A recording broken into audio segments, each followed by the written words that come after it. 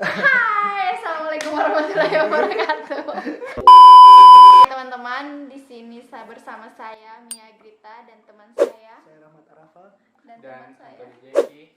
Nah, di sini kita akan membahas dan sharing tentang apa itu fraud. Fraud dalam akuntansi biasanya terjadi dua kesalahan. Yang pertama itu kekeliruan atau ketidaksengajaan yang terjadi akibat sesuatu yang tidak disengaja dan tidak ada niatan sedikit pun.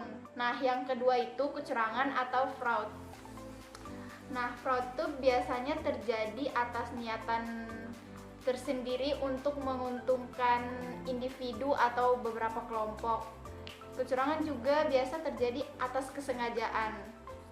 Nah, fraud itu ada beberapa makna yang terkandung di dalam fraud itu. Yang pertama kecurangan, yang kedua kebohongan, yang ketiga penipuan, yang keempat memanipulasi data, dan yang terakhir itu rekayasa informasi. Atau singkatnya, fraud itu tindakan yang berhubungan dengan uang atau properti. Selanjutnya kita akan membahas mengenai pelanggaran etika. Pertama-tama kita harus mengerti dulu pengertian etika. Etika berasal dari bahasa Yunani yaitu ethos yang berarti watak kesusilaan atau adat kebiasaan. Pelanggaran etika terjadi disebabkan oleh beberapa faktor. Yang pertama, faktor kebutuhan individu. Kebutuhan individu merupakan hal utama dalam seseorang melakukan kecurangan atau pelanggaran etika. Yang kedua itu tidak adanya pedoman. Ketika masyarakat dihadapkan pada persoalan yang belum jelas aturannya, maka mereka melakukan interpretasi sendiri atas persoalan yang dialaminya. Contohnya itu seperti pembangunan rumah-rumah kumuh yang sebenarnya tidak boleh di daerah itu dibangun. Yang selanjutnya, perilaku dan kebiasaan individu. Kebiasaan yang terakumulasi dan tidak dikoreksi akan dapat menimbulkan pelanggaran. Contohnya itu anggota DPR yang setiap menelurkan kebijakannya selalu ada komisi atau uang tip pada saat sidang berlangsung. Yang berikutnya itu adalah lingkungan yang tidak etis.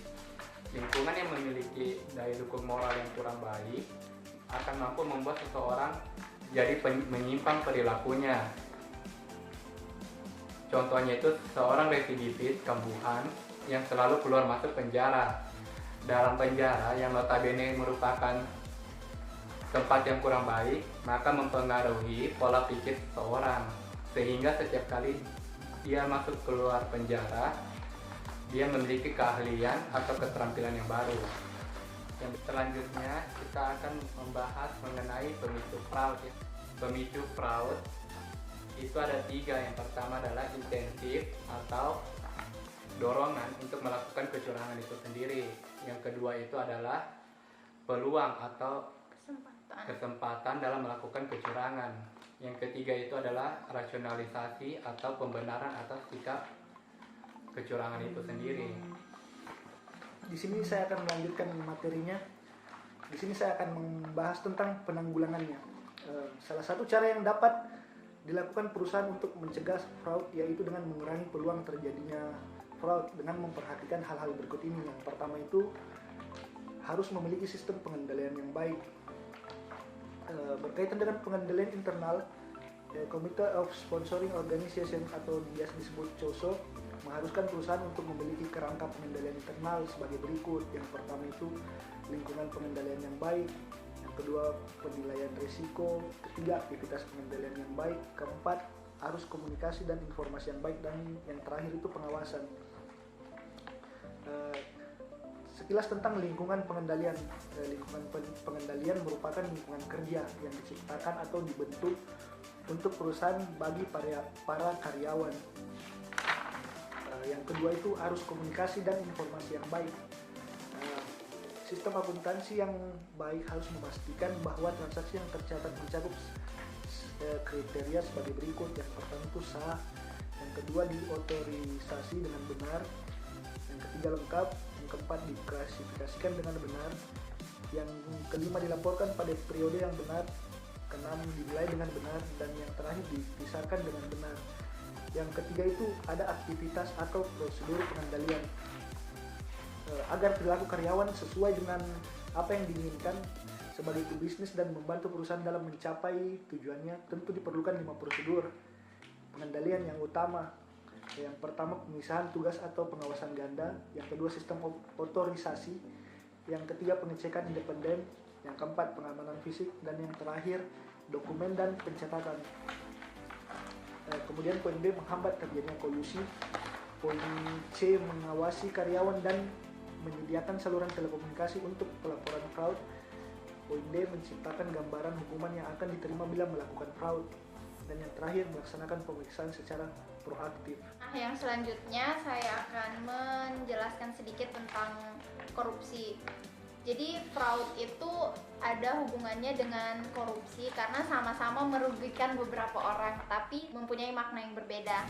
Nah, korupsi itu merupakan perbuatan curang yang merugikan berbagai macam pihak, termaksud masyarakat luas sendiri. Nah, korupsi itu ada beberapa bentuk. Yang pertama, benturan kepentingan. Yang kedua, pemberian hadiah yang ilegal. Dan yang ketiga, penyuapan. Korupsi biasa terjadi akibat ketiadaan atau kelemahan pimpinan. Yang kedua itu karena kolonialisme suatu pemerintahan asing. Dan yang ketiga, kurangnya pendidikan. Nah, selanjutnya di sini kita akan memberikan sedikit contoh kasus tentang kasus fraud yang terjadi di Indonesia. Seperti yang sempat viral di tahun 2017 yang dilakukan oleh salah satu pejabat negara, yaitu Setio Novanto, yang melakukan korupsi mengenai pengadaan dana KTP elektronik atau yang biasa disebut dengan EKTP, dan sangat merugikan negara dengan itu sekitar 2,3 triliun. Itu merupakan salah satu contoh tindakan fraud. Oke, Terima kasih. sekian dari penjelasan kita. Semoga bermanfaat. Lebih dan kurangnya kami mohon maaf. Jangan lupa subscribe. See you guys. Lanjut saja. Nothing tulus.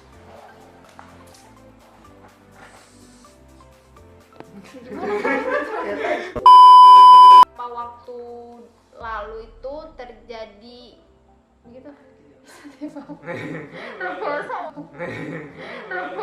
Sampai aku tutup usia Yang apa namanya?